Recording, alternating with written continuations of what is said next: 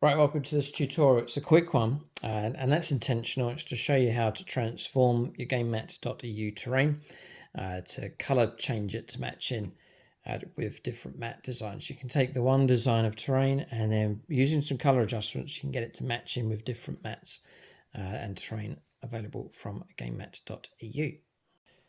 So these two parts here are from the Defiled Monastery terrain set from gamemat.eu. It comes pre-made and pre-painted. This is the original colour scheme across here. So one of these big tombs, real sort of ornate design. That's great for city fight, for like grey, it's urban fighting.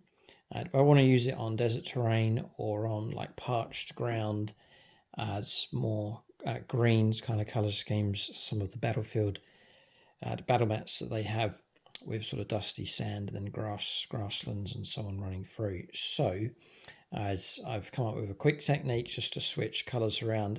It's very, very fast. Most of it is spray work, so you're spraying through and literally take you minutes to do. So follow along step by step. This one's a quick one, an easy one, just showing you how easy it is just to shift colours around to get your terrain to match in with your mats. So we've gone from this colour scheme across here. That's how it comes pre-painted. You can transform it into this colour scheme across here. So perfect for like grassland type terrain. They also do like a Defiled Monastery style battle mat that actually goes with this, and this kind of colour scheme just matches in real nice. So the first step with spraying is to do your darker shades first, do your shadows, and then build up to the higher colours.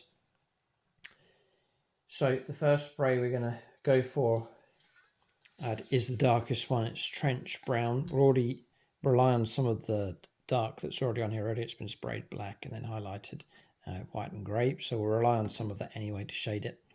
But I'm going to spray this and the main areas I'm going to spray is around the base and just to penetrate into these dark areas because that's going to be the final shade on this thing.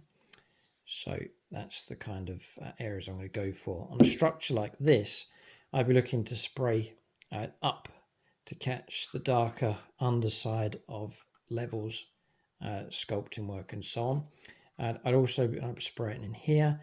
Also, if it's a darker corner, such as in here, I'd looking to spray that and make that a deeper, darker colour as well. It's not a full-on spray, I'm not going for a complete respray. It's more of a lighter spray, a patchy spray, instead of a full-on recolor. It's not necessary, don't need to do it because you're going to build up multiple shades and that will just transform the whole thing. But I'll give this a spray and show you this first stage. So hopefully you can see that it's turned away from black now. It's got some nice browns on it. It actually looks quite nice as it is. You can still see like the edge highlighting of the grey that they've done just coming through, but it's just been mudded up just with that simple bit of spray. So that's trench brown from the Colour Forge. A similar spray to that would be Army Painter Spray Leather Brown, pretty much the same. So either of those two. The next one then, we're going to go for Sunset Yellow. Comes out looking like this. So it's quite a strong colour. I'm going to use that next. That's the kind of colour it comes out like that, just there. And again, I go for a light spray. This time I'm not coming up from underneath. I'm going to spray down the way this time, so I'm going to be spraying down this way. Now I don't want to go too strong again, as I'm going to wipe out all of the shading there that's been done. So looking just to build this up gently, and this will take us on to the next shade for this as we work our way through. Now you can do this in batches. You can do the whole terrain set all in one go, and as I said, it's literally going to take you minutes to do it.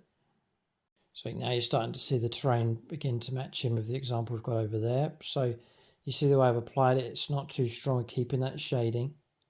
That's already been done for us. It's pre-painted, pre-made. So this is just a light respray just to transform this thing around. But we've moved away from the original black now and we're over onto this colour. Next up is a lighter shade. So this one's called Desert Sand. It's a lighter, more bony kind of colour. And this will really be the final colour going on this. So I'm going to use this, build this up a bit slower, a bit more carefully, because once this goes on, it's the lightest shade that you have, so I don't want to overspray here. But I'm going to come in at the corners and come in at the top angle across here and just try and catch the top mostly. And then so we've got this sort of faded effect going on here, but so we're about halfway through this already. So hopefully you can see the difference of that one. Just because that's quite a strong one, the previous colour that we've used, the sunset yellow, this just brings it to more of a bony kind of colour, that final sort of sandstone kind of finish. And as I said at the start, we're not going too strong, so keeping our shading across here. There's even areas of the black still showing through, just partly, it's very dappled, but that's intentional, just to keep that nice and gently shaded. And then you can see the tones running across the top. So really turn this into a nice kind of sandstone effect.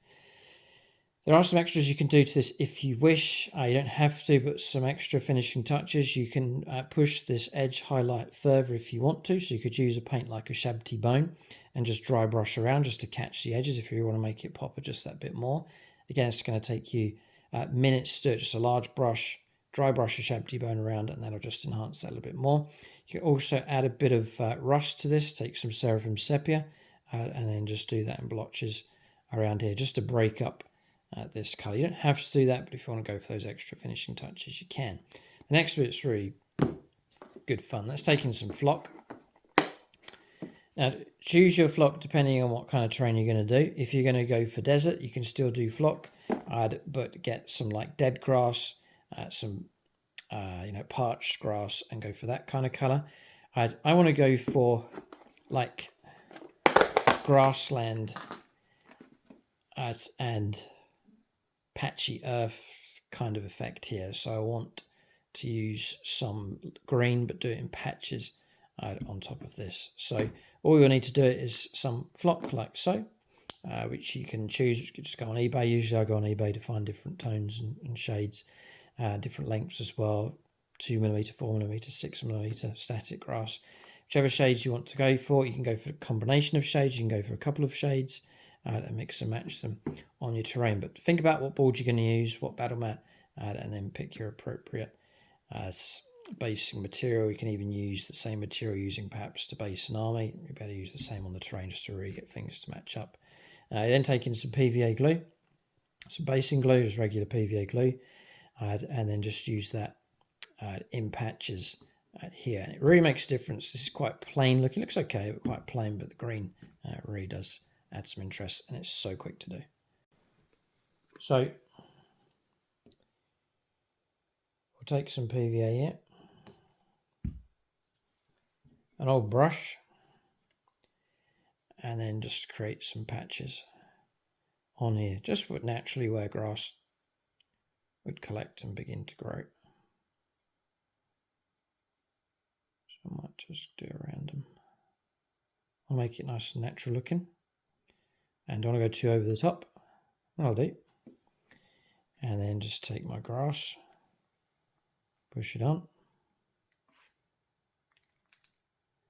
It's a very, very fast way of transforming terrain. Just tap off the excess, keeping it in the pot, just to stretch your material as much as you can.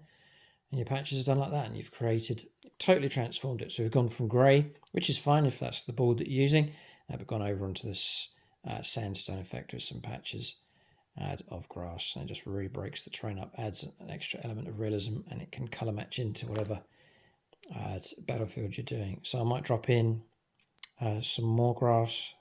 It's going to collect along here, like so, and do a few more. Just showing you the speed of this. I'll do one there. And that will do. I think the key is not to not go over the top, but to keep it sensible. But I think this one piece has taken me a minute or two to do. So the entire terrain set's literally 15, 20 minutes, half an hour's work, and you've got complete transformations. There it is, and that's looking excellent. So very happy with how that's turned out. So the terrain's now matched up perfectly, and we can look forward to using this set in our games, and it's going to match in with some of the battle mats from gamemat.eu. No problem at all. So that is it. That's a very fast process. It came from creating battlefields, and sometimes the terrain I wanted to use didn't quite match with the battle mat I wanted to use. So I tried to think of a quick way of just correcting the colours. That's how it's done. You can use the same process for a different combination of colours. You can transform with a snow, perhaps. You could go, that's a project I want to do, is a snow piece of terrain as well, using this same process. Links below for the materials that I've used. Links for gamemat.eu. There's also a discount code that you can use for 11% off across the store. And that'll be for all the battle mats and the pre-painted terrain sets available from them as well. Keep a lookout for more tutorials on the channel. Thanks for watching. See you next time.